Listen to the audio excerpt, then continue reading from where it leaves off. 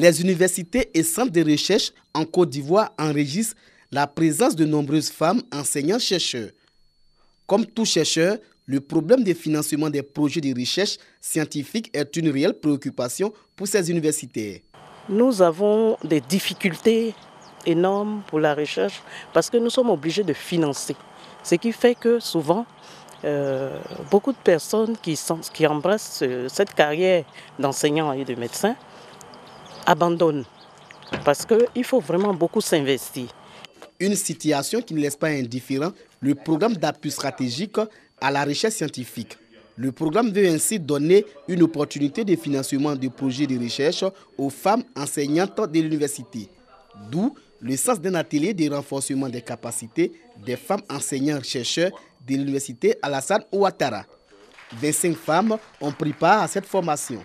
Les femmes, constituant donc la moitié de la population ivoirienne, nous avons jugé extrêmement important donc, de contribuer à améliorer leur participation aux efforts de recherche et d'innovation dans notre pays.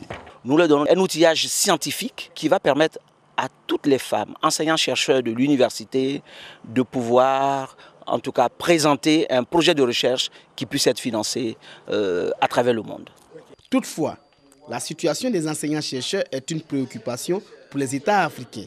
Ainsi, les résolutions prises en 1980 au Nigeria et réaffirmées en 2007 en Éthiopie font état d'affecter 1% du produit intérieur brut au projet de recherche. Pour la Côte d'Ivoire, le financement est de 0,01% du PIB à la recherche.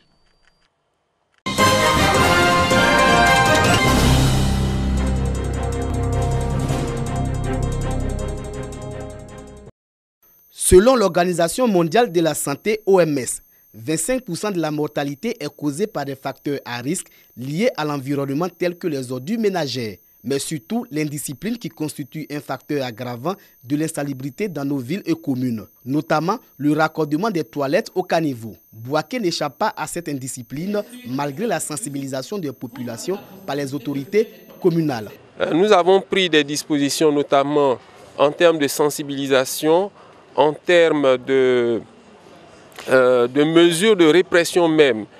Quelquefois, les populations sont réticentes à ces mesures. Cette indiscipline contre l'environnement ne laisse pas indifférent l'organisation non gouvernementale PICI, Population Service International. Soutenu par l'USAID, le PICI apporte sa contribution à l'assainissement du cadre de vie à travers son programme Sani Plus. Pour nous, professionnels de la santé, on aura moins de malades, des maladies transmissibles, des maladies des mains sales et tout ça.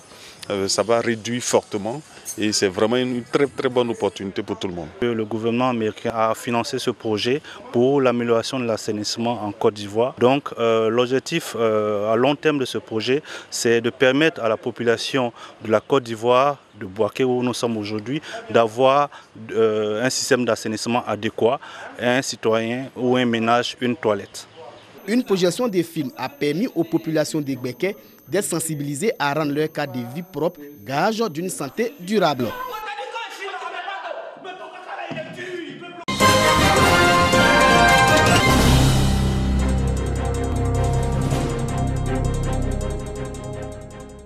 Riche de par sa biodiversité, le parc national de la Comoé est classé patrimoine mondial et réserve de biosphère par l'UNESCO. Aujourd'hui, il faut protéger ce patrimoine. Pour ce faire, depuis 2015, la direction de la zone nord-est de l'Office ivoirien des parcs et réserves a élaboré un plan d'aménagement et de gestion du site. À la fin de chaque trimestre, les acteurs intervenant dans la gestion de ce patrimoine se réunissent pour faire un bilan de l'exécution des différents plans d'opération. À ce jour, le niveau d'exécution et la mise en œuvre du plan d'opération est de 70%. La mise en œuvre des microprojets dans les villages riverains est de 80%, avec l'appui financier de la GIZ Profiab 2, estimé à plus de 120 millions de francs CFA. Au terme de cette rencontre, des recommandations ont été faites par les participants en vue d'améliorer la mise en œuvre du plan d'opération 2018 du Parc national de la Comoé.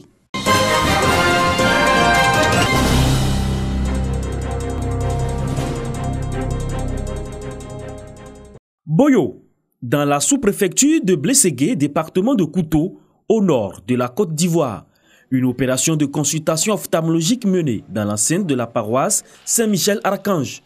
Environ 600 personnes dépistées gratuitement de divers maux touchant la vue, notamment la cataracte et les maladies liées à la surface oculaire. Ça me démangeait, mais la vision, cette année, la vision a été floue. Donc dans l'œil gauche, je ne vois rien. Quand j'ai appris que l'ONG était là, vraiment j'étais beaucoup contente. En dehors des pathologies qui nécessitent du port de lunettes, il y a aussi les pathologies comme la cataracte, comme les pathologies du segment antérieur, postérieur qui ont été dépistées pour beaucoup de patients, tels que le glaucome, et ces patients ont été mis sous traitement. Voilà. Mais à côté de cela, il faut dire aussi qu'il y a beaucoup de patients aussi qui avaient besoin vraiment de porter des lunettes.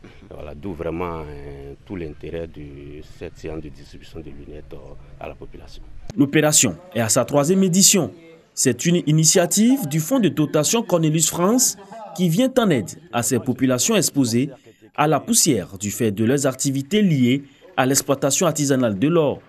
Pour l'occasion, elle a distribué 1000 paires de lunettes pharmaceutiques et de protection. Quand on est venu ici, on a vu tellement de personnes qui avaient du mal à voir, certaines qui ne voyaient pas du tout, les enfants, les vieux et les vieilles qui ne voyaient rien. Donc on a fait une première édition avec 300 paires de lunettes, puis une deuxième édition, et là on a 1000 paquets. Et là, on a amené 1000 paires de lunettes et il y en a encore 300 qui arrivent par bateau pour continuer. Donc 1300 paires de lunettes pour les populations de Boyo, de Tiogo et de tous les villages avoisinants. Et hier, on a vu la consultation, c'était extraordinaire. Il y avait les médecins qui étaient là depuis Abidjan. En marge de cette opération ophtalmologique, une autre action a été menée au profit des populations de Boyo. Les personnes handicapées physiques de la localité ont reçu des chaises roulantes, des vélos, des cannes et des béquilles pour faciliter leur déplacement. Le coût global de ces dons est estimé à 10 millions de francs CFA.